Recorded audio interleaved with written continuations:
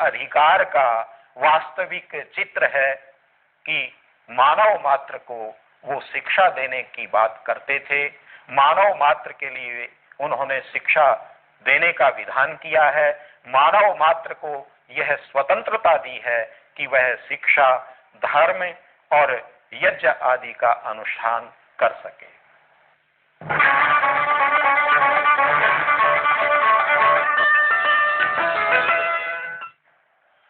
अभी हम ब्राह्मण ग्रंथों से लेकर के महाभारत तक की और उसके पश्चात पुराणों तक की परंपरा की चर्चा कर रहे थे, जिसमें मानव मात्र को वेदाध्ययन और धर्माधिकार का वर्णन मिलता है। यहां हमें यह बात ध्यान रखनी चाहिए कि इन सभी ग्रंथों में महर्षि मनु का वृत्तांत आता है। महर्षि मनु को स्मरण किया गया है। महर्षि मनु को एक धर्मोपदेष्टा के रूप में, एक धर्मशास्त्रकार के रूप में स्मरण किया गया है। इसका अभिप्राय यह है कि ये शास्त्र, ये ग्रंथ और ये ग्रंथकार अपने प्राचीन धर्मशास्त्र मनु को स्मरण करके उन्हीं परंपराओं को याद करते हुए उनका वर्णन करते हैं। महर्षि मनु इन सब से प्राचीन काल के व्यक्ति हैं, आदि काल के व्यक्ति हैं। इस कारण हम यह मान सकते हैं कि इन ग्रंथों में जो भी मनुस्मृति में प्रोक्त धर्म हैं, उनका जो वर्णन पाया जाता है वह मनुस्मृति से ही ग्रहण किया गया है। इसी परंपरा में एक दो अन्य महत्वपूर्ण प्रमाण स्मरण आ रहे हैं, जिनका परिचय आपको देना बहुत ही ज्ञानवर्धक रहेगा। जैमिनीय ब्राह्मण में अत्रि ऋषि का वर्णन करते हुए इस परंपरा की एक बहुत ही महत्वपूर्ण बात कही है। वहां लिखा है, परसहस्रा है अस्य अत्रेः प्रजायाः मंत्रकृतः आसु, अपि है अस्य स्त्रियो मंत्रकृतः आसु। यह वचन जैमिनीय ब्राह्मण के दो भाग का 219वां वचन है।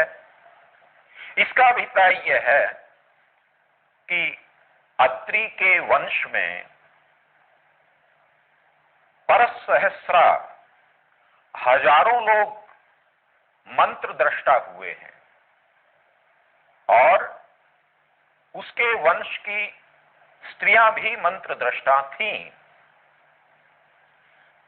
जब हम शूद्र के अधिकार की बात करते हैं तो उसके साथ स्त्री का भी अधिकार जुड़ा हुआ है, क्योंकि जन्मना जातिवाद ने दोनों के ही अधिकार को वर्जित किया है, दोनों को ही धर्माधिकार से वंचित किया है। इसलिए हमारे साहित्य में जहां कहीं शूद्र की चर्चा आती है, वहां स्त्री की भी चर्चा साथ साथ आती है। इस ब्राह्मण ग्रंथ के वचन से हमें यह ज्ञात होता है कि अत्रि ऋषि की वंश परंपरा में होने वाली अनेक स्त्रियों ने मंत्र दर्शन करके ऋषि पद प्राप्त किया था। और वैसे भी वैदिक ग्रंथों में 26 ऋषिकाओं का नाम आज तक सुरक्षित मिलता है, जिन्होंने ऋषित्व पद प्राप्त किया था वेदों का अध्ययन करके। वेदों में आज भी उन सूक्तों पर उन ऋषिकाओं का मंत्र दृष्टि के रूप में नाम अंकित पाया जाता है। आप वेदों को उठा करके स्वयं अपनी आंखों से उन ऋषिकाओं का नाम प्रत्यक्ष देख सकते हैं। वेदों में स्त्रियों का कवश एलूष नामक शूद्र कुल में उत्पन्न होने वाले व्यक्ति का जब हम ऋषित्व के रूप में नाम पाते हैं, मंत्र दृष्टा के रूप में नाम पाते हैं, तो वह आदिकाल की परंपरा ज्यों की त्यों मनुस्मृति में मिलती है और ज्यों की त्यों महाभारत काल तक पाई जाती है। उसको निषेध करने का, उस परंपरा को वर्जित करने का किसी भी व्यक्ति को, किसी भी ग्रंथकार को कोई अधिकार नहीं है। यदि वह ऐसा करता है तो वह अनधिकार चेष्टा करते हुए मानवता के प्रति अपराध करता है। महाभारत के कई प्रमाण मैंने आपके सामने रखे हैं। एक और महत्वपूर्ण प्रमाण मुझे स्मरण आ रहा है। शांति पर्व के 327वें अध्याय में एक श्लोक है जिसमें शूद्रों को वेदाध्ययन कराने का आदेश दिया गया है। ब्राह्मणों को आदेश दिया गया है कि शूद्रों को भी वेदों का अध्ययन कराएं। श्लोक है, श्रावयेत चतुरो वर्णान कृत्वा ब्राह्मणान अग्रतः कृत्वा ब्राह्मणम अग्रतः वेदस्याध्ययनम हीदम तच्च कार्यम महत् स्मृतम। कहते हैं कि ब्राह्मण को अग्र करके, ब्राह्मण को गुरु मान करके चारों वर्णों को वेदों का अध्ययन कराना चाहिए।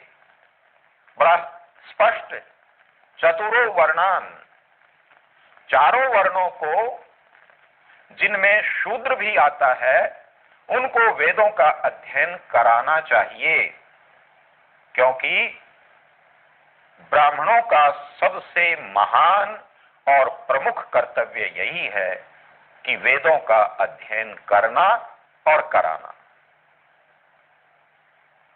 परंपरा में पाए जाने वाले इतने स्पष्ट वचनों के होते हुए भी आश्चर्य की बात है कि हमारे रूढ़िवादी लोगों ने बड़ी धृष्टता के साथ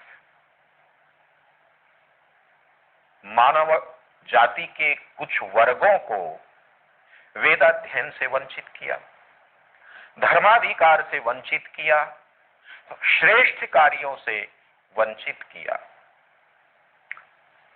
शिक्षा प्राप्त करना, धर्म का पालन करना, श्रेष्ठ क्रियाओं का आचरण करना, यह तो मनुष्य का ईश्वर प्रदत्त मौलिक अधिकार है। यह स्वाभाविक अधिकार है। परमात्मा ने मनुष्य को बुद्धि प्रदान की है और बुद्धि का स्वभाव है ज्ञान अर्जित करना। उस ज्ञान पर प्रतिबंध लगाकर, उस बुद्धि पर प्रतिबंध लगाकर जो व्यक्ति शिक्षा का निषेध करते हैं, वह प्रकृति विरुद्ध कार्य तो करते ही हैं, वह मानवता के प्रति भी अपराध करने वाले व्यक्ति हैं और ऐसे व्यक्ति निंदनीय हैं। शिक्षा जैसा पवित्र कार्य भी कभी वर्जनीय हो सकता है। इससे बड़ी रूढ़ी कोई नहीं हो सकती, इससे बड़ा अंधविश्वास कोई नहीं हो सकता। और फिर अपने अंधविश्वास को, अपनी रूढ़ी को, अपने अपराध को प्राचीन शास्त्रों पर थोपकर उन्होंने और भी महान अपराध किया है, क्योंकि उससे हमारे शास्त्रों का भी अपमान हुआ है, हमारे शास्त्रों के सिद्धांतों की आलोचना हुई है हमारे उन शास्त्रकार ऋषि मुनियों का अपमान हुआ है। इसलिए जन्मना जातिवाद में जिन लोगों ने रूढ़िवाद को फैलाया, इस प्रकार की भ्रामक बातों को फैलाया, वे व्यक्ति मानवता के लिए या मानव समाज के लिए निंदनीय व्यक्ति हैं, प्रशंसनीय व्यक्ति नहीं हैं।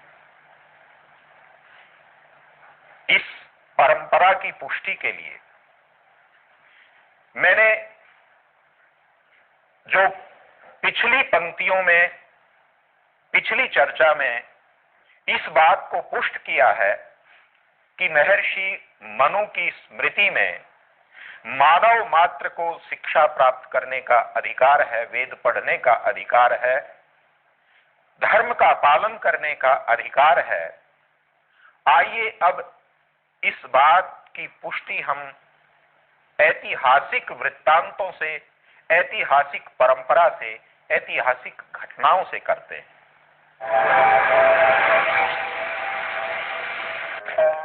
मुट्ठी कसने से ही बदलती है हाथ की लकीरें भैया, क्योंकि एक मुट्ठी बीज होते हैं हजारों मुट्ठी अनाज। संकल्प की एक मुट्ठी से मिली है हमें सर उठाकर जीने की ताकत। मेहनत कश मुट्ठियों ने बनाई भारत की नई तस्वीर। भारतीय कृषि परंपरा और आधुनिक विज्ञान का महामिलन लेकर आया है देश में कृषि क्रांति। और हमारे लिए आयुर्वेदिक स्वास्थ्यवर्धक उत्पाद पतंजलि आयुर्वेद लाए हैं हमारी हर जरूरत के लिए सबसे अच्छे, सबसे सस्ते, विश्व स्तरीय स्वदेशी उत्पाद। पतंजलि आयुर्वेद। सौभाग्य से हमें स्वयंभू मनु के काल का कुछ इतिहास